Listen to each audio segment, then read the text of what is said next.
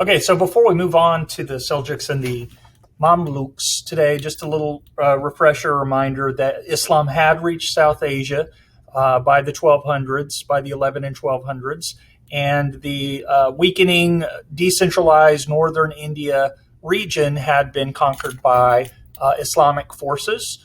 First invaded the city of Delhi, and then they start to expand and establish a sultanate, which is ruled by sultans in northern India between the 13th and the 16th centuries until the rise of the early modern Mughal Empire, which we will study in the next unit. But during this time period, there's a lot of conflict between the rulers, the Islamic rulers of the Delhi sultanates, with the Hindu population, most notably because of the enforcement of the jizya tax that was forced upon the Hindus. So there's a lot of conflict, but there was also a lot of adaptation. There was a new synthesis or syncretic religion, as you recall. The Sufis reach northern India and start to acclimate and adapt to South Asian culture and tradition, and they're a lot more open and tolerant, if you will, to get the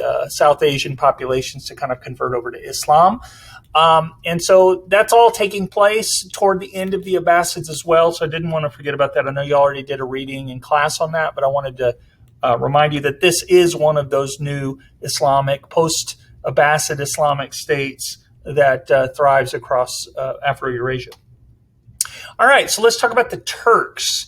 The Seljuk Turks, they are these nomadic horsemen from kind of the Caucasus region, north of the Middle East and into Central Asia, and they come into contact with Islam and the Abbasid Caliphate, and they start to convert for trade and economic reasons, and they even eventually recognize the Abbasid Caliph as the leader of the Islamic world. And so a lot of these, let me turn on my little pointer here, a lot of these horsemen or these pastoral nomadic peoples start to move down into, Muslim lands, into the Abbasid realms proper, and they start to interact and they start to bring, their culture and their influence down there as well. And so they are able to, not only embrace the culture of the Abbasids, but also retain a lot of their own culture. And they end up, with their superior horseman skills like the Mongols had, they're able to conquer different regions and come in and take over. And much of Central Asia and the Middle East eventually succumbs to the growing influence and power of the Seljuks. They even actually conquer Baghdad. And at one point, the Seljuk Sultan is recognized as emperor of the Abbasid Caliphate. There's still a caliph who is the head of the Islamic world, but militarily and politically, at a time during the Crusades era, the Seljuk emperor was the head of the state. And so once they are able to come in and they're able to conquer and bring their influence, the world, they're able to basically create an empire that stretches all the way from Western China. Let me see if I have a better map. Oh, I remember what this is. Mine's better. Time to conquer England, said William. It's a bird, it's a plane. It's the Seljuk Turks. It's the Seljuk Turks. It's the Seljuk Turks. It's the Seljuk Turks. Okay, so that goes on for 10 minutes. Someone put a looping YouTube video of the Seljuk Turks on YouTube. I thought that was kind of funny at the time, and now it's just kind of odd. Okay, so as I was saying, they're creating this huge empire that stretches all the way from kind of the Indus River Valley, or even the western, areas of the Tang Dynasty during this time period, all the way to China, and then of course all the way west to the Mediterranean.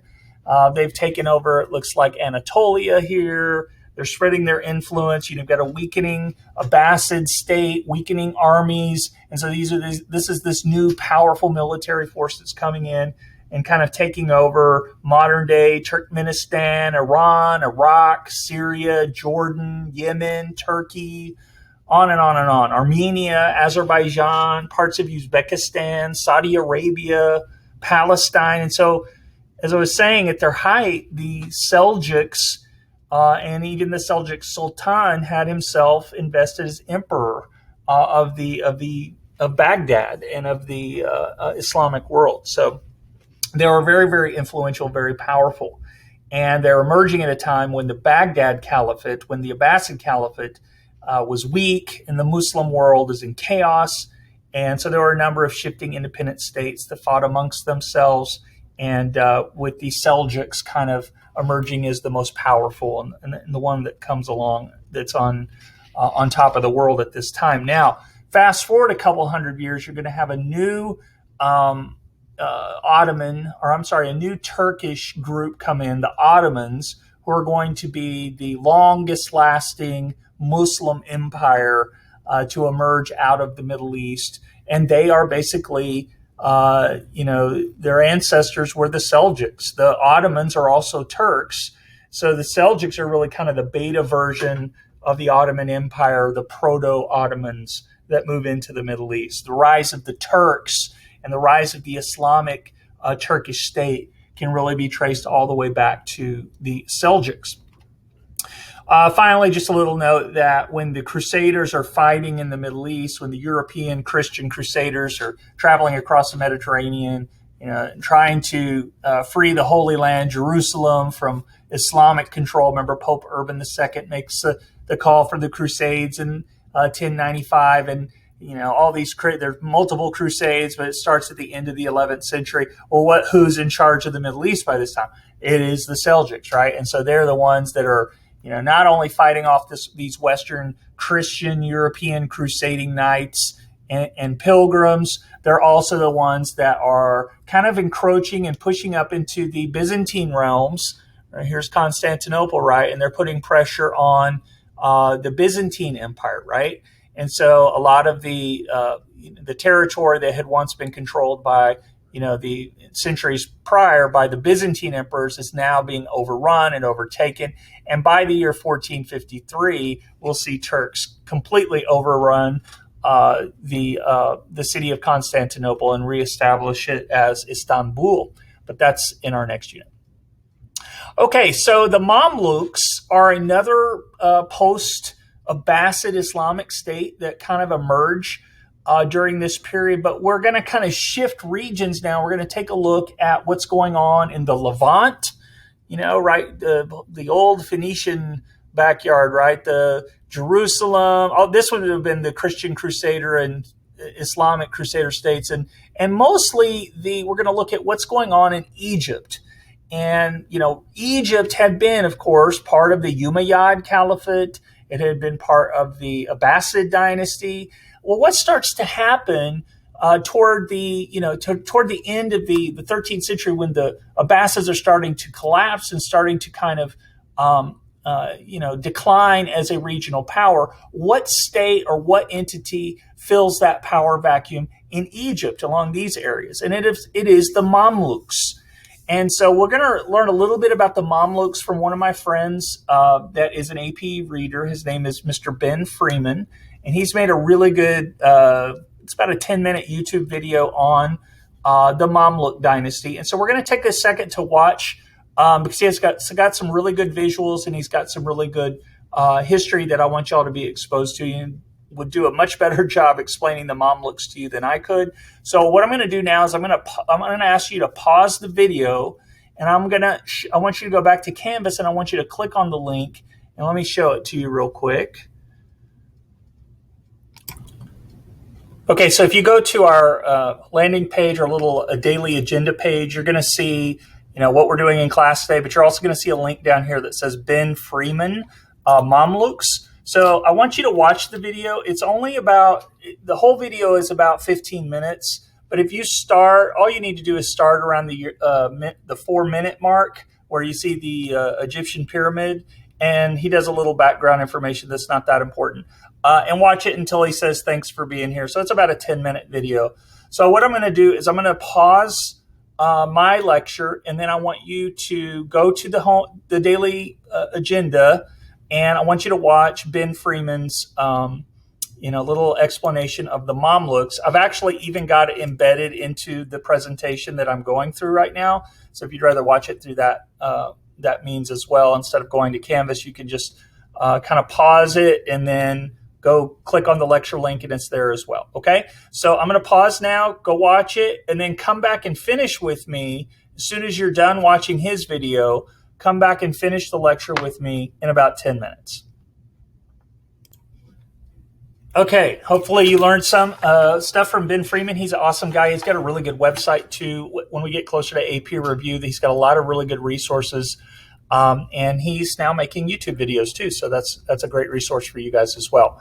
So hopefully you learned a little bit about the Mamluks, how they were important, why slavery was, why the Fatimid dynasty in Egypt needed slaves, and why they couldn't get slaves from the regular Islamic regions, and how these slave soldiers, these slave warriors rose up and took power over and began their own dynasty, the Mamluk dynasty.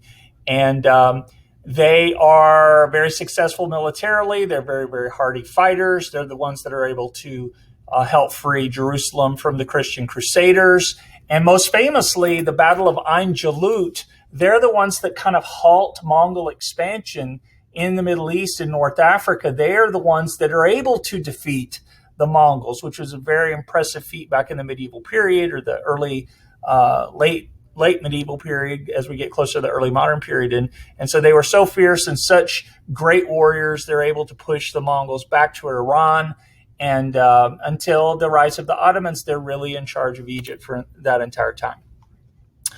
Okay, so to wrap up, so obviously the empire falls, the Abbasid Caliphate falls. We reviewed some of these new Islamic states that fill that power vacuum. But you also need to know that also there are other things that fill the vacuum besides the political structure that the Abbasid had created. Most notably, religion, the Sufis and missionaries. They began to spread Islam. That's an alternative structure that gives the Islamic world some cohesion. And so the Sufis are responsible for many conversions all the way in sub-Saharan Africa, in India, Southeast Asia. And then another thing that fills that power vacuum in the wake of the Abbasid Caliphate is, of course, trade and the activities of Muslims and the diasporic merchant activity. Okay, and so you've got some. Once again, you've got some other themes, some other entities, some other structures that kind of, prop up the Islamic world, even though that the main centralized state or main centralized empire of the Abbasids is no more. And thanks a lot, Mongols, right? So that's all I'm going to talk about today. Thank you for coming to my TED Talk. I'll see you guys in class very soon.